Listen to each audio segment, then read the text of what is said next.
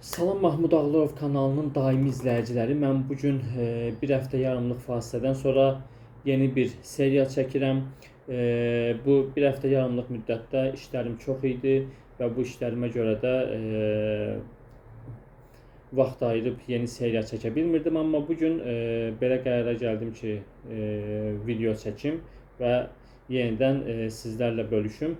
Əziz dostlar, ilk öncə onu demək istəyirəm ki, paylaşdığım bütün videolarımı bu videomda daxil olmaqla bəyənib altına rəy yazmağı, kanalıma abunə olmağı, YouTube hesabım üçün kanalıma abunə olmağı, TikTok, Instagram hesablarım üçün isə profillərimi izləməyinizi tövsiyə edirəm sizlərə və paylaşdığım bütün videoları bəyənib altına rəy yazsanız da məni çox sevindirərsiniz. Eyni zamanda sponsorluq və işbirliyi üçün və aktyorluqla bağlı kursa yazılmaq üçün, qabiliyyət imtahanı olsun və ya sadəcə sırf aktyorluq sahəsi ilə bağlı təhsil almaq üçün mənimlə əlaqəyə keçə bilərsiniz.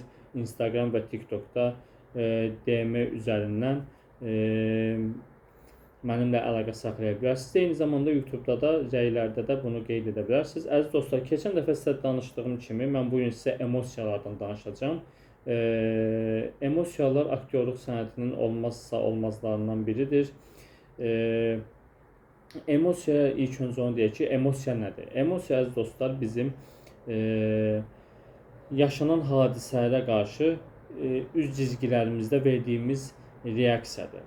Yəni belə deyim sizə, biz necə məsəl üçün yaşanan bir hadisəyə bədənimizdə necə reaksiya veririksə, bədən dili hərəkətlərimizdə, jestlərimizdə, emosiyalar da bizim üz cizgilərimizin, üz quruluşumuzun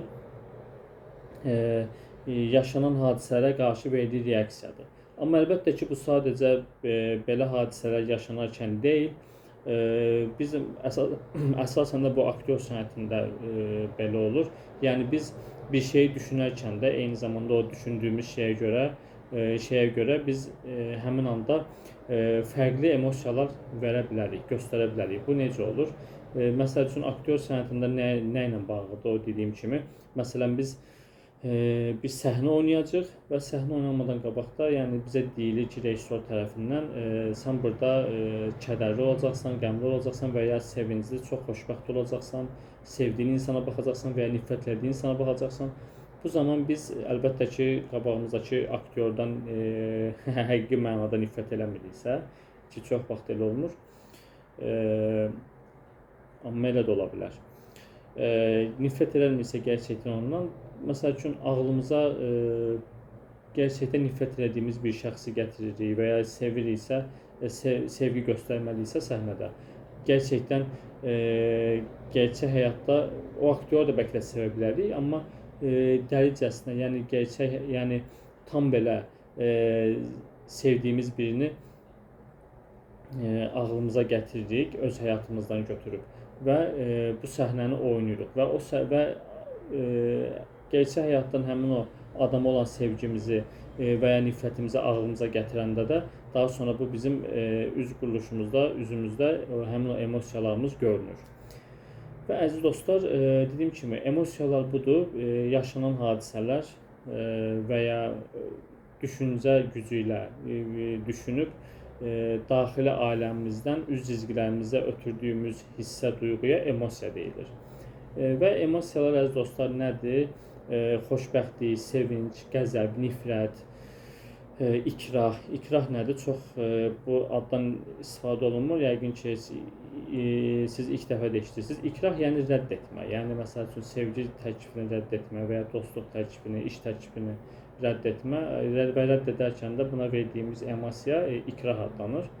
Dediyim kimi təəccüb, qorxu, qəzəb,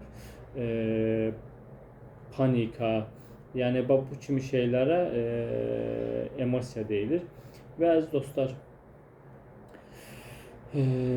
bəs bu emosiyalara dediyim kimi necə girmək olar, necə bunları rol oynayarkən, obrazı canlandırarkən tamaşaçıya ötürmək olar? Əziz dostlar, əlbəttə ki, ilk öncə əsas məsələlərdən biri bununla bağlı sizlə əvvəldə də danışmışdım bu mövzu ilə bağlı. Kompleksi yox eləmək lazımdır. insan rahat olduqdan sonra artıq tamaşaçı önündə, kamera qarşısında rahat olduqdan sonra artıq o canlandırmalı olduğu, ötürməli olduğu emosiyanı demək olar ki, ötürə biləcək. Və 99% ötürə biləcək. Əlbəttə ki, yaxşı aktyorlar, ən yaxşı aktyorlar bunu 100% edə biləcək. Belə deyim sizə, məsəl üçün bir sonraki videomda bu videolarımda, bu seriyada bir neçə hissə olacaq. O zaman artıq mən sizə bunun incəliklərindən danışacağım, əziz dostlarım mənim. Emosiyanı necə ötürmək olur? Emosiya hər, belə deyim də sizə, məsəl üçün bir cümlə tapacağam, o cümləni oynayacağam sizə fərqli emosiyalarda, sizə göstərəcəm ki, bu necə olur. Və onu da unutmayın ki, emosiyalar bəzən qarışdırılır. Yəni, vaxtımıza baxaq əziz dostlar, daha var.